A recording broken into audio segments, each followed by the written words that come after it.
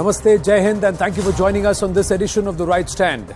Are our politicians actually taking the right stand for Bharat, or are they putting their own selfish political motives and interest ahead of Bharat?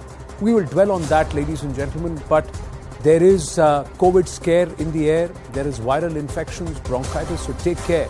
But amidst all this COVID scare and the government saying that we need to get back into protocols as there is a surge in nations like China, US, Japan, here come comments which are irresponsible but also point to a larger, deeper malaise in society. And this is something which the Union Home Minister Amit Shah also alluded to in Parliament when he talked about this entire conversion mafia in our country. But look at how deep the rot runs, because amid this COVID scare, we start with news coming to you at the top of this edition of The Right Stand. That amid the COVID scare, Telangana Health Director G. Srinivas Rao has talked a row. Telangana Health Director has said COVID subsided because of Jesus. This is the Telangana Health Director's comment, that COVID subsided because of Jesus. G. Srinivasa Rao has made this comment, the Health Director of Telangana, that COVID subsided because of Jesus. So is he going to turn around and now also say, as Swastika joins us, Swastika, that is G. Srinivas Rao now say that Jesus has taken his eye off the ball and that's why COVID is on the rise again? What kind of inane statements, irresponsible statements are being made by a health director of the state of Telangana?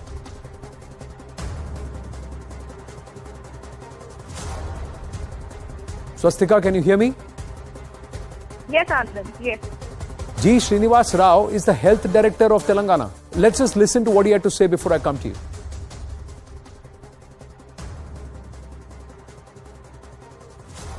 ఈ ఆధునిక సంస్కృతి కానివ్వండి, వీటన్నిటికి కూడా మన వారధులు ఎవరైనా ఉన్నారంటే, మన దేశానికి కానివ్వండి, మన రాష్ట్రానికి కానివ్వండి, ఎవరైనా వారధులు ఉంటే అది కేవలం క్రైస్తవ సోదరులు మాత్రమే. ఈ విషయాన్ని మనందరం గుర్తుపెట్టుకోవాలి. లేకపోతే ప్రపంచంలో భారతదేశం మనుగడ సాధించలేకపోయేది.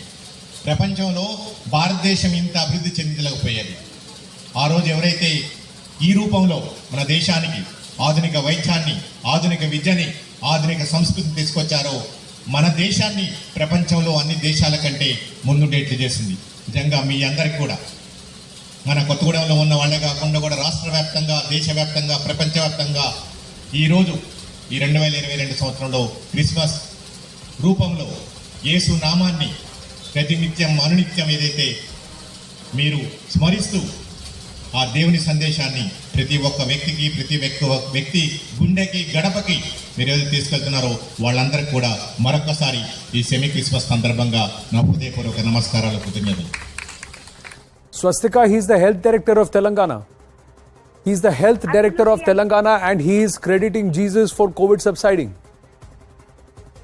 Absolutely, rather controversial statement made by the Telangana Health Director there, G. Srinivasa Rao, who was speaking at a Christmas event, in fact, held by the Telangana government itself. In fact, he says that COVID, in fact, subsided because of the blessings of Jesus and his grace. And he also goes on to say that 2 years ago, when people lived in fear, anxiety, the Christmas celebrations this time around is completely different, considering the fact that there was an almighty blessing, Jesus' blessing, in reducing the COVID impact that it had seen earlier. Rather controversial and scary statements to say so, even as we see the central government. Why was he making a religion-laced statement on a platform which was supposed to be a medical platform, a health platform, Swastika? And as a health director, is he discrediting the scientists of our country, the vaccines manufactured in our country, the massive vaccination drive? Is he discrediting all of that, and is he totally crediting only faith? And in this case, does he believe that this is only one faith that has come into play? Anand, he made these statements at a pre-Christmas event organized in his own capacity, in fact. That is where he made these controversial statements, and what is rather shocking is that he is doing appeasement politics in the name of COVID at a time when the central government has in fact constituted new teams and issued new kind of guidelines asking people to mask up and not to let their guard down. The statements made by the Telangana's health director, where he says that the situation is such that we have completely gotten rid of COVID, not because of doctors and medical intervention or by vaccines, but through the blessings of the Almighty, rather goes on to show what kind of controversy and controversial statements that he is making in the name of appeasement politics, because he's also a ticket aspirant from the TRS's side, and that is why this can be viewed in the terms of political posturing that he is doing. He's health director, and in his capacity, he is supposed to credit science. Yes, there is a certain element of spirituality and faith that comes into play, but faith is not the healer, science is, medicine is, and that's a reality, ladies and gentlemen. And for a Telangana health director to make this statement, this is not going to die there. This is going to stoke a huge row of politics. We'll wait for the reactions. We're also trying to see if we can connect with G. Srinivasa Rao, who has credited Jesus for COVID subsiding at a time when the country is also facing a rising COVID scare. So ill-timed, ill-intentioned, what is the ulterior motive? Does it smack of brazen appeasement politics? That's the question that comes to mind when somebody like a G. Srinivasa Rao makes this statement. Has the BJP reacted in Telangana? Has there been a reaction so far? Swastika, just a quick comment. Well, we've lost Swastika there. What we'll do is get a move on. We'll continue to keep track of this story here at CNN News 18, ladies and gentlemen, getting you the latest on the developments. Yes, there is a COVID scare. We are keeping track on that. The other question, ladies and gentlemen, that comes to mind. We all may have our own political preferences, but this word or this idiom, Jai Hind, is above all. You ask an athlete what the flag means, what playing for the country means. Ask a soldier what standing there for Naam Namak Nishan and for the flag means. They will tell you the importance. But can we ask and expect the same of a Neta who would perhaps be guilty of putting their own brand of politics ahead of the country first? Do we really need such kind of politics? When you have Netas who are walking around the length and breadth of the country in the name of Bharat Jodo, but their comments only hint of Bharat Todo, or perhaps a narrative that seems to be honoring the agreement that was signed way back in 2008. You remember these pictures, ladies and gentlemen? This picture is of an MOU that was signed back in August 2008 at a time the Chinese incursions were at a high. And this was what was there. The person standing here is Xi Jinping, who then was the vice president. The person signing it is the person who's walking around the country saying Bharat Jodo, but he's saying our Jawans got bashed by the Chinese. Now, is this the brand of politics that we want? Yes, the opposition of the day must ask questions of the government. But on what grounds and on what utterances should they be? They say they claim to respect the soldiers of our country. But was it Prime Minister Narendra Modi standing there at Tawang pushing the PLA back to their outposts, or was it our Jawans? Was it their readiness that allowed us to respond to somebody who wanted to encroach into our territory? Is that not a fair question to ask, ladies and gentlemen? Also, this political baiting. Why should you bash the country to bait PM Modi? PM Modi, after that massive victory in Gujarat, made a very interesting statement. Here's a refresher.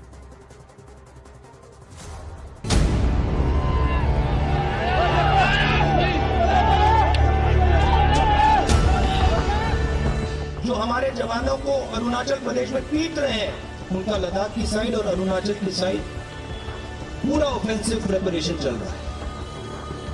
Hindustan की सरकार सोई हुई है। वैसे तो उनकी सरकार जो दिल्ली में बैठी है वो भी इनकी भाषा करते हैं कि चाइना को इन चीज भी नहीं देगी, लेकिन चाइना घुस गया है, हम भी घुसेंगे।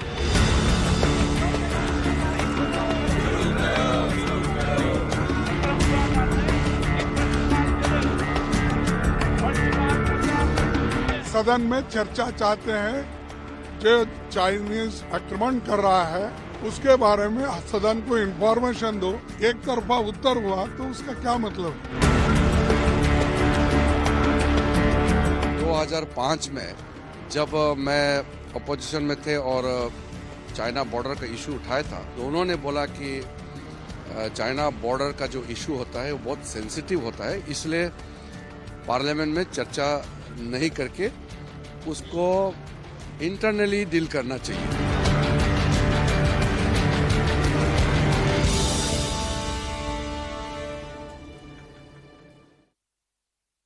शायद मेरे जीवन का कोई पल ऐसा नहीं गया, कोई कदम ऐसा नहीं रहा जिसकी धज्जियां न उड़ा दी गई हो, जिसकी आलोचना नहीं, धज्जियां उड़ा देना, बाल नोच लेना। लेकिन इसका मुझे बहुत फायदा हुआ, क्योंकि मैं हमेशा सतर्क रहा। हर इस प्रकार की बुरी प्रवृत्ति से कुछ न कुछ सकारात्मक खोजता रहा, खुद में बदलाव लाता रहा, सीखता गया, बढ़ता गया। और जिन लोगों को चारों तरफ से उछालने वाले लोग रहते हैं, कंधे पर बिठा करके नाचने वाले लोग रहते, उनसे सुधरने की भी संभावना नहीं होती है। वो तो जो है वहां से भी बिगड़ेंगे। और इसलिए आलोचनाओं ने भी हमें बहुत सिखाया है। हर आलोचना में से हमारे काम की चीज हमें खोजते रहना है, हमें अपनी शक्ति को बढ़ाते रहना है और कठोर से कठोर झूठे आरोपों को सहने का सामर्थ्य भी बढ़ाना होगा साथियों, क्योंकि अब जुल्म बढ़ने वाला है। अब मान के चलिए, मुझ पर भी बढ़ने वाला है, आप सब पर भी बढ़ने वाला है, क्योंकि ये सहन नहीं कर पाएंगे, ये पचा नहीं पाएंगे। और उसका जवाब यही है, हमें अपनी सहन शक्ति बढ़ाना है। So the Prime Minister talks about Sahan Shakti, saying ye pacha nahi paenge. The attacks will only get sharper, not only on me but all of you, is what he had said on the 8th of December. Are these attacks getting sharper on Prime Minister Narendra Modi, or is there a deliberate attempt to bash the country, bash Bharat, just to bait Prime Minister Narendra Modi? Let's dive into the debate. And it's not inadvertent. Is it being done deliberately? That's the question that we are asking, ladies and gentlemen. Sanju Verma, national spokesperson of the BJP, with us. George Korean, political strategist, with us. Abhishek Banerjee, columnist, and Nirma Mehta, Op India editor, also with us. Namaste, Jai Hind, and thank you very, very much, everybody, for joining us. Nirma Mehta, where do you stand? Is it wrong for the opposition to question the centre? Is it wrong for the opposition to hold the centre to account and ask them some tough questions? Absolutely not. I think which is where the opposition's role is, to keep the centre, to keep the ruling party accountable for what they're elected for. Having said that, what is unfortunate is that the opposition, instead of going for criticism, like better for making the things better, they're actually creating more hurdles, and more than being hurdles, it's actually working against what is going on in the favor of the country. We've seen that in so many things over the past few years, that any new reform that is coming up, which they themselves wanted when they were in power, they are just opposing just for the sake of opposing it. Just because you're in opposition and your name is opposition doesn't mean that you end up opposing everything, right? Especially when when the laws are passed, you suddenly run to take credit for them. So you did want it at some point in time. Suddenly, just because it's the other ruling party which is passing those laws for the benefit of the country, you are suddenly opposing it. That's not fair. We've seen that even in the case of COVID and the way things were dealt, the whole COVID vaccine hesitancy that was created by the opposition party, saying that it is the BJP vaccine and this and that. That's not fair. You are dealing with a pandemic here. It's people's lives at stake. At some point, constructive criticism is one thing, keeping the government accountable is one thing, and opposing just for the sake of opposing is completely different, and that's what the unfortunate thing is with our opposition. It's not just about opposing for the sake of opposing. Do you agree with me or disagree with me, Abhishek Banerjee, when I say that there is a deliberate attempt to show India down? Because they believe that is the how. If we put India down, that means we can put Modi on the mat. Now, is that the right strategy, or do you disagree with that kind of an approach? Yeah, so Anand, so basically now this India-China issue, because this is what it's about, this is very serious, as we all know. So I was just looking at some basic data because this is what everybody needs to understand. In the year 2006-2007, the UPA government, it sanctioned 73 border roads of total length of 3,000 kilometers. But as we know, by 2005, out of those 73 sanctioned roads, most of them were on paper and only 19 of them were actually built, and only out of 3,000, only 600 kilometers was built. So 20% or less of the target was achieved. Now, in the last 5 years, India has significantly upgraded its infrastructure building, and as opposed to 600 kilometers during almost the entire time of UPA, in last 5 years, 2,089 kilometers of road was constructed near the LAC. Now, we have to understand why this game is really that of infrastructure. For that, we need to understand the context of how battles happen at the border. The problem that we faced in 1962 was this. We have our positions, the Chinese have their positions. Now, usually if the Chinese attack, the typical force ratio is what is called 3:1. That is, if there are 300 Chinese soldiers, they will try to attack 100 Indian soldiers. That is the typical force ratio. So now what happens? Suppose 300 Chinese soldiers have attacked 100 Indian soldiers. Now India's job is to immediately rush more troops to the spot so that it immediately balances out and the Chinese will retreat. Now, in order to have that, we need to have significant infrastructure that can quickly move our tanks, our soldiers, our equipment to that border. That is why this game is truly that of infrastructure. Now, the Chinese have built a lot of infrastructure on their side, and we have built very little. As you can see in the 2013, like the speech of A.K. Antony, he admitted in the Lok Sabha in 2013 that we deliberately didn't build the border infrastructure out of fear that the Chinese will find it easier to move into our country. Now, and this is what the problem was in 1962. We had our border posts, but we had nothing to support them. The Chinese had built highways on their side and we had nothing on our side. So when they attacked, we were trying to support our troops by dropping, from helicopter, which is very slow, whereas they are supporting their troops by trucks. So as we have ramped up our infrastructure on the border, China is worried and they are trying to act more aggressive. They are trying to, browbeat us. And they are also trying to take advantage of the fact that India is a democracy. So anything that happens at the border, they are trying to create this criticism and, bait the government into some kind of war or something, because they really need things to happen quickly. Because as we get more time, with each day that is passing, we are building even more infrastructure and our side of the border is getting stronger and stronger and stronger. So the Chinese are running out of time. And I'm afraid they are trying to take advantage of our domestic political situation. And the Congress needs to understand this and act in the national interest. I'm sorry, they have not been able to build infrastructure, and they have themselves admitted it. In 2013, A.K. Antony has admitted it himself that they didn't build the infrastructure. So they need to take a step back and look at it from a point of view of national interest. Do they really want to do that, George Kurian? Are these facts eluding the leadership within the opposition? Those who turn around and say our soldiers got bashed, those who try and use this as political lexicon, जैसे China घुस गया है वैसे हम कर्नाटक में घुसेंगे. Is this what is expected from a responsible opposition? Well, Anand, one has to understand that Congress party is a responsible opposition, and as a responsible opposition, it is the duty of the party to get this Chinese incursions on debate on the table on the floor of the House for discussion. And that is what the Congress party is demanding time and again. We all understand this is not the event which has happened just few weeks back. It's an ongoing event for last 30 long months. And there is a standoff between both sides, the PLA troops from the Chinese counterparts and the Indian army.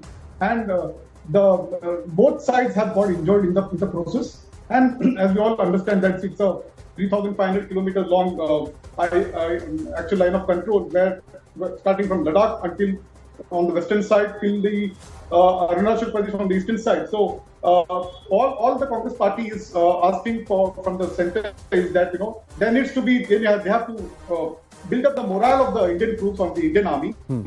So that, how are you going to build up? Please, the Prime Minister goes on to say that please indulge me and explain to me, sir.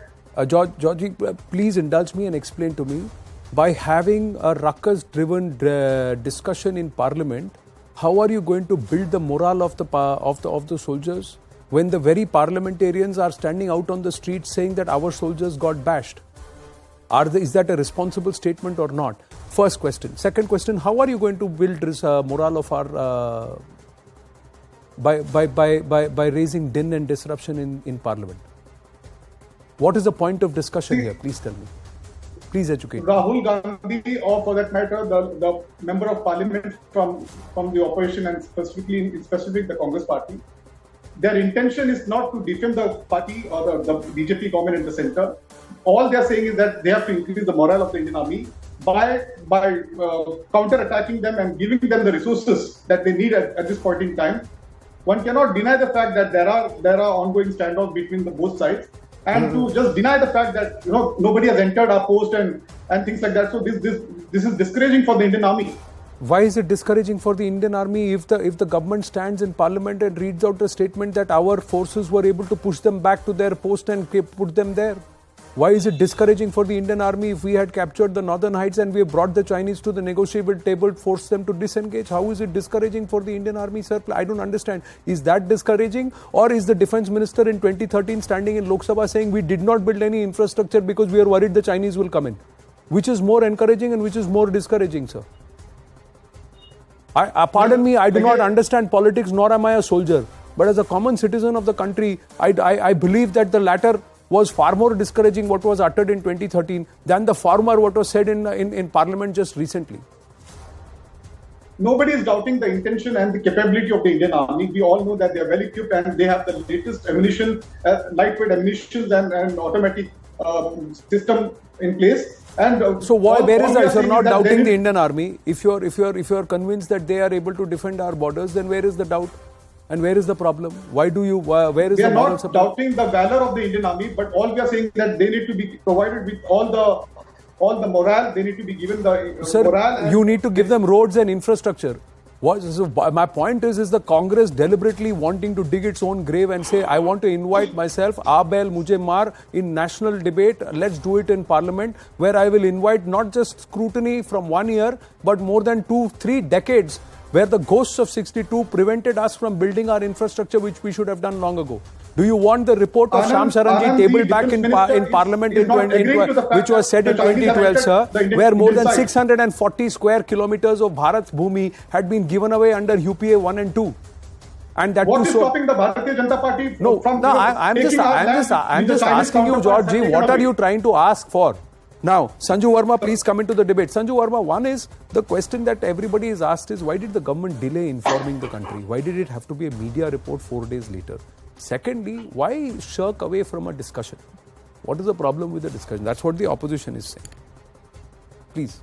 Okay, Anand, without beating around the bush, let me come straight to the point. Under the National Security Act of 1980, which was actually operationalized by none other than the late Mrs. Indira Gandhi, in matters of internal security and in matters pertaining to sensitive issues, it is entirely the discretion, entirely the prerogative of the ruling government of the day to decide when it wants to share information with the opposition, how much it wants to share, what it wants to divulge, what it wants to hide. This is as per the National Security Act of 1980. This is the technical argument. Now I will give you what is the non-technical side of the argument. Does the opposition deserve an answer? Yes.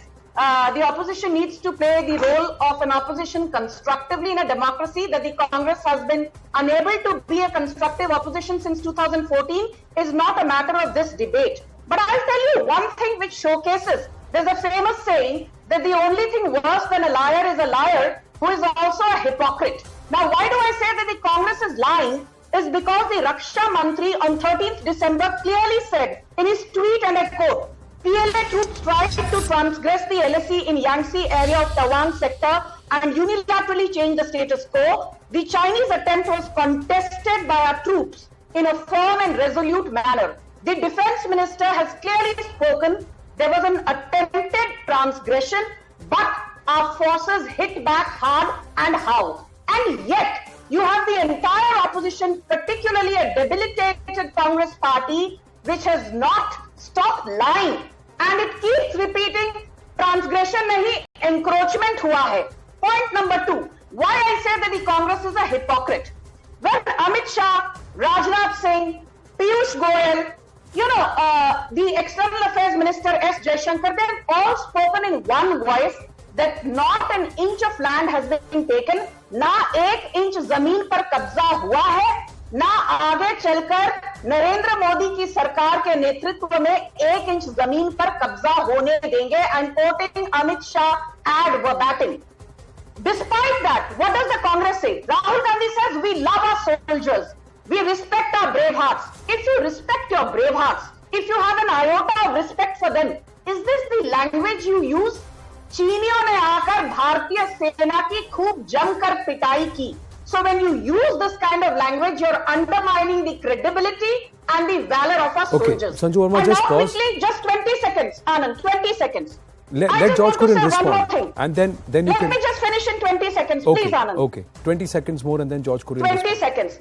I think Abhish Banerjee made a very important point about infrastructure, and let's be very clear that the thorn in China's flesh is the fact that the Modi government completed the 255 kilometer long DS-BDO road, which by the way was started by Atal Bihari Vajpayee in the year 2000. I want to ask the Congress, यदि आपको सुरक्षा की इतनी right, you are so concerned about it, why did you stop okay, construction of the let George DS-BDO Kurian road? respond now. Please yield. Yes, George Kurian. We are staying with the two of you only. Respond.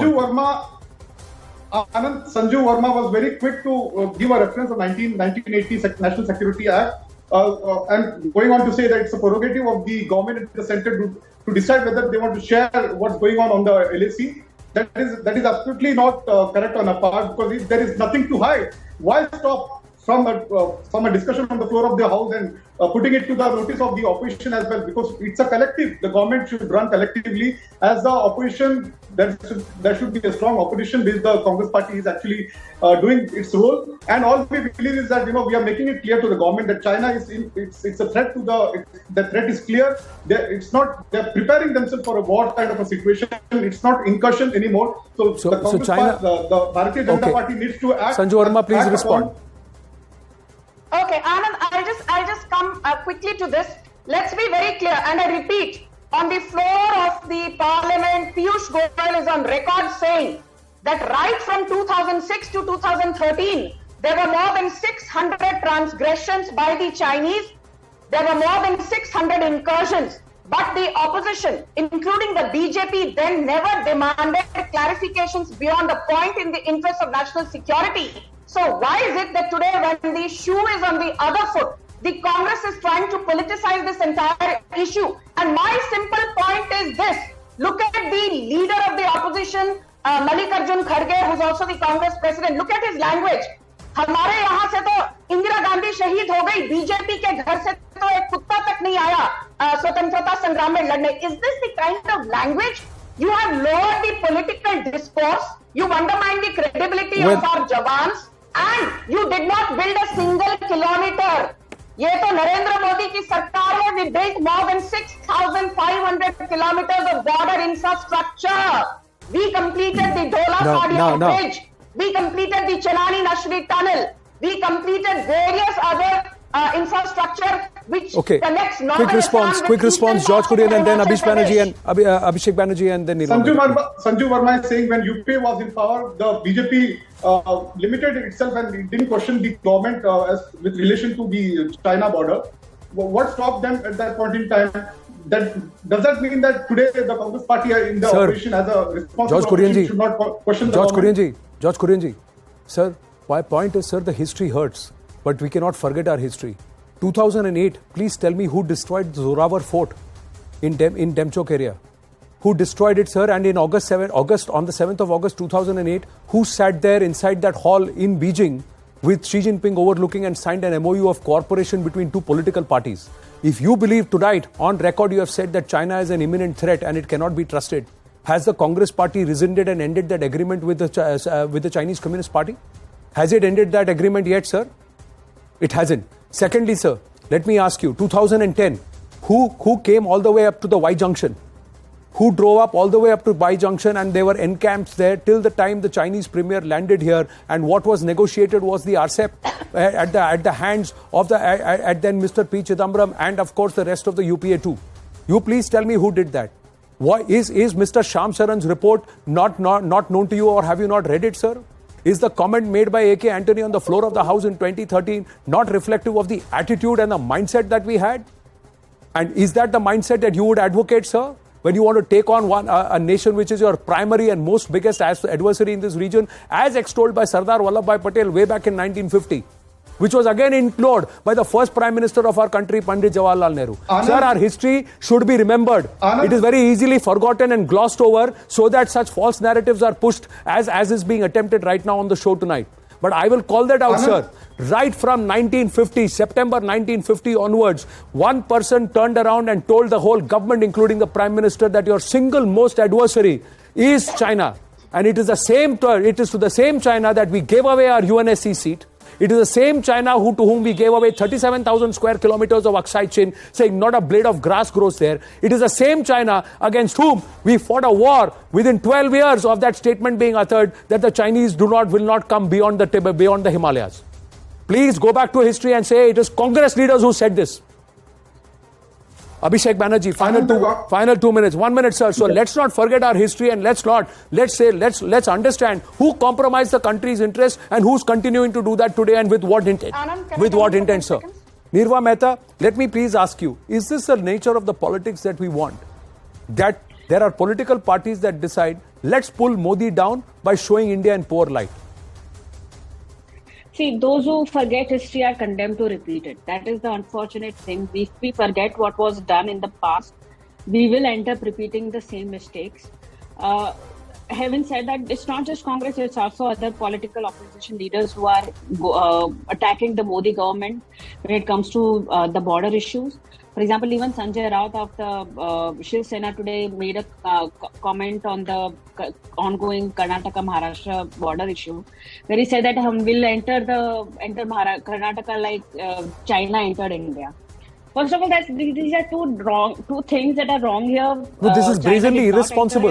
Irresponsible of a Rajya Sabha MP, irresponsible of somebody who spent 4 decades in politics and who until recently was firmly ensconced with Balasaheb Thackeray's ideals, who would have never compromised India, no matter what his brand of politics was. It's a travesty. It's a very unfortunate thing to say because when the Union Minister has said that China did not enter the Indian territory, you cannot be saying that in India mein China jaisi India mein aag ghus gaya. Having said that, also Karnataka and Maharashtra, they are part of India. You just can't be this divisive politics, right? Just because you shouldn't be saying certain things which are so detrimental to the interest of India. Fair point made, Abhishek Banerjee. It's just unfortunate. Yeah, Anand, so I would say that from the point of view of a soldier standing at the border, if the soldier asks, where are my roads, where are my bridges leading up to my line of control, and you tell the soldier, sorry, we are not building any bridges or roads because, the Chinese will use them to steamroll you and come inside territory, then in the minds, you are already fighting the so-called war from the point of view of already lost the war, right? I mean, you're telling the soldier that we don't believe in you. So this government, this thing that they have done is by building the infrastructure, they have told the army that, we trust in you. If somebody tries to attack, there are the force levels. We can move forces, equipment close to the border and you trust in you. And that is what will raise the morale. And perhaps I'll give one small example if I have like 10-15 seconds left. Maybe a historical example will cool things down. In the 1898 war between the US and Spain, the Spanish Navy moved its ships closer into Manila harbor because they thought that when our ships sink, we'll be closer to the harbor and our soldiers will escape. So if you try to, fight a battle from the point of view of thinking that, we have already lost the war, that destroys the morale. And that is why the Spanish lost so bitterly in that war. And that is what the UPA government did to the Indian army. They said, we are not building any infrastructure because we know if we build any infrastructure, the Chinese will use it to walk inside. So that really destroys the morale. But point is that why should we not turn around and why didn't we have the attitude that the Chinese have built the infrastructure for us to claim what is rightfully ours as per the Treaty of 1842? Why don't we have that attitude as a country? And we didn't have that attitude for 6 decades plus. From the time one person sat there and said that the Chinese will never come down from the Himalayas. From that time, till not a blade of grass grows there, till the time the ghosts of 62 continue to haunt. Everybody, history is not taught us 67. History is not taught us 86. History is not taught the number of times we've given the Chinese a bloody nose. Why? Because it was deliberately done. And that attempt which is being done is the biggest disservice. I'm running out of time. Quickly, ladies and gentlemen, I just want to end up with this, ladies and gentlemen. 2020 December, is this a deliberate attempt to try and bash our country and show it in poor light? Because the opposition believes that's the only way to get back at PM Narendra Modi. Delhi 2020 riots orchestrated to coincide with Trump's visit. Congress leaders backed prime accused Umar Khalid. The other one, second, Indian vaccines launched the world's biggest vaccination drive, and nobody, no country has been able to match what we've been able to do. But what was said, BJP का vaccine है, Covaxin को कैसे trust करें, Pfizer को लेके आओ, उसको लेके आओ, इन विदेशी वैक्सीन लेके आओ. Where are all those voices today? Can they read the data and then can they talk? They pushed vaccine hesitancy then. Did they do it on a deliberate note because they wanted Modi to fail, India to suffer? Surgical and air strikes. India destroyed terror camps inside POK in 2016, 2019. What was asked? Proof. Proof किधर है? Proof. Pakistani क्या बोल रहे हैं उसके basis पे proof किधर है is what our netas wanted to ask. Indian Air Force was boosted after Rafale deal was signed. Again, canards were spread to try and say that this deal is nixed. Somehow they wanted to nix this deal. Was it in the interest of the country? It's the same Rafales who stand to defend our air bases today, and the Chinese are sitting at bay because their J-16s can't match the ability of our Rafales. Indian forces clash with China, secure Galwan, and the opposition leaders say China grabbed 2,000 square kilometers in Ladakh. This came from the party whose prime minister and leaders didn't bat an eyelid to say not a blade of grass grows there when they gave up Aksai Chin. And you know the cost, the strategic cost that we are paying, ladies and gentlemen. A soldier has everything, ladies and gentlemen. Netas put doubt in their head. This is what a soldier told me. And I asked them, what do you want? We just want belief. Now, do you want to back politics that instills belief? Or do you want politics that instills doubt? You have to decide as a country. We take a very, very short break. When we come back, we turn the spotlight on narco terror. Stay with us. The Home Minister making the statement in Parliament.